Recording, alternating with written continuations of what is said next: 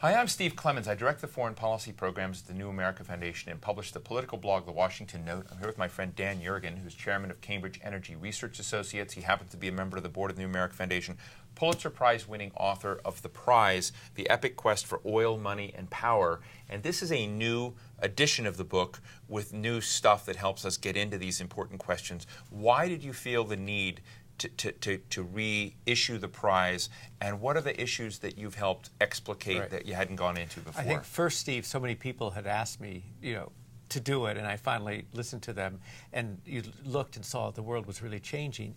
And so the main challenge when I did it was to sit down and say, what's new, what's different? And as I thought about it, of course, you could have written 2 new volumes, but there were basically 4 themes. One is the way oil has become a financial instrument, and we see it in these wild fluctuations of price. The second is the globalization of demand, the impact of China in the emerging market, the flattening of demand in the industrial world. So political, economic, energy significance of that. Third, of course, is the climate change agenda, which affects all the energy industries. And fourth is this explosion of focus, of effort on technological innovation all across the energy spectrum.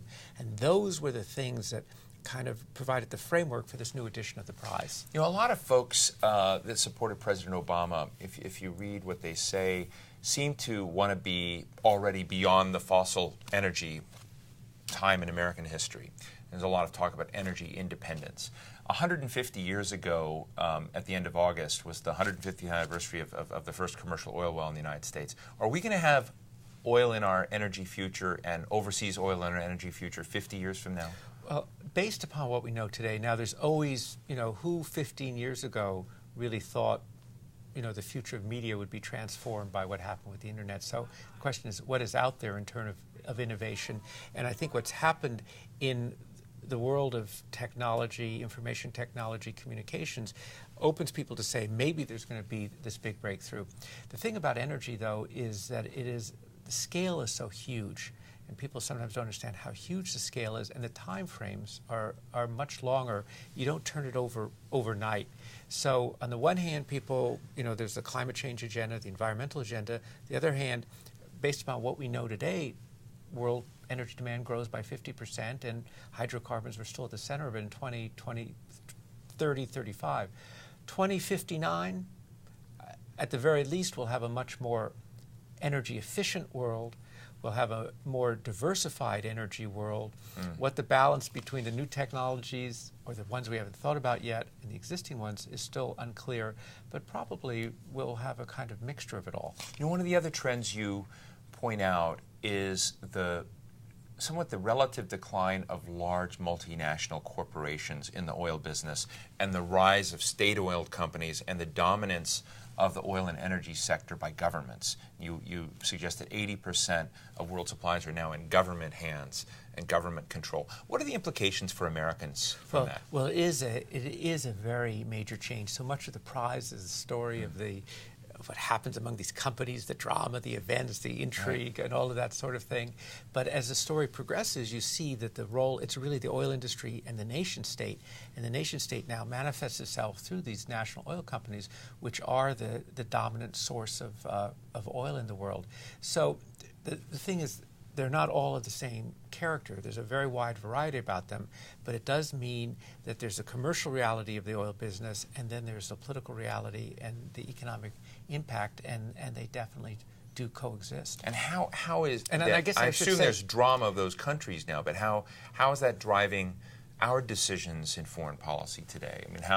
I know that's a big question, but it's sort of the taboo subject to talk about oil and energy as being something that helps drive the soap opera of America's global engagements, where we're at wars, where we're not. How much of it continues to be a factor as opposed to the historical period you focused on? Well, I think that if you look at the first Gulf crisis, now it's almost 2 decades ago, clearly the notion of who was going to dominate, was Saddam Hussein going to dominate the oil resources of the Persian Gulf, was central.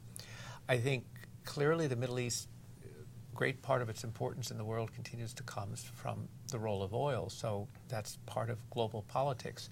And you see it in terms of, some people say Russia used to be a superpower based upon, the Soviet Union was a superpower based upon nuclear weapons, and Russia is a superpower based upon energy. So this continues to be a very strong factor in the world.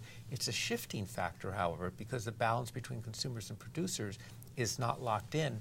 But I think it's also, huge amounts of money, of revenues get shifted. And the Persian Gulf today is a very different world than it was 20 years ago because of the movement of funds. And just in closing, Dan, you chaired a highly influential strategic energy advisory group to the federal government. What do you think Barack Obama, the President of the United States, needs to get most right to get America on a healthier energy track than we're doing today? Well, I think the most important thing, I think we should have an ecumenical energy policy, because you look at the reality of what powers our more or less $14 trillion economy, and it is over 85%, roughly 85% oil, natural gas, and coal. And so those industries need to be healthy as well as nurturing new industries.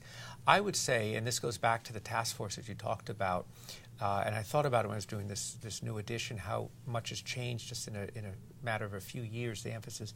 We need a consistent long-term commitment to funding the research and development and new science that will address the energy issues and the environmental issues we need for the future. This kind of stop and go that we've had is not good. People need to know that they can make careers in it, and we'll stick to it.